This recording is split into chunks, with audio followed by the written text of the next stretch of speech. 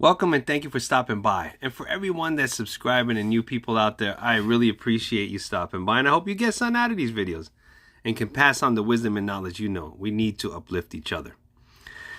The topic for me is I want to talk about a lot of things. And of course, it's short, so it's hard to get it all in, but I'm going to try to.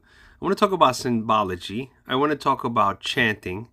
I want to talk about temples and places of worship and buildings in general. Imagine this. Forget about everything you ever known about an object like yourself. You know you're living, but a building. A building, you may see it as just a building and not think that it's alive. For me, myself, certain temples I know have an energy, spirit, alive, whatever you want to call it. They are functioning depending on what was put into it. Certain buildings were made in a certain way with certain mathematical procedures so that it can represent certain things. Then you add in symbology that is charged up. Certain symbols can be charged up. Do your homework on that. Like, for instance, people that may practice good or bad magic. In religion, tons of symbology. We do rituals. Everybody always does a ritual, no matter what it is, from the beginning of times, many civilizations, for whatever their beliefs are and whatever they want to attain and to make something happen for them, right?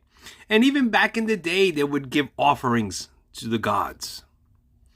So much symbology. Imagine if these places were places of worship and that contain a lot of high technology that can do things that will blow your mind, that wouldn't believe the concept now because our mind is close to this, to think that we are the only ones that are advanced. To me, we are cavemen compared to prior civilizations. The problem is that every civilization always does it. They think they get to the top and then they wind up destroying themselves from the top down, bottom up. Back to symbology. Look for the patterns and the symbols throughout your life. If you're able to dissect them, you can then control and be a master alchemist within yourself and everything around. Then imagine integrating your faith and belief and living by a moral code. Mind, body, and spirit is one. You're unstoppable. People back in the day knew this. They knew how to connect to the ether, the energy of all. That's why certain places of worship, the sound, the acoustics, the vibration, they knew all this, and the writings in the wall. Certain light would illuminate certain things that were hidden, especially between the writings. Certain temples hold mass amount of secrets. They weren't just places or tombs or places for worship. They were living and alive and able to interconnect with you if you knew how to unlock the keys.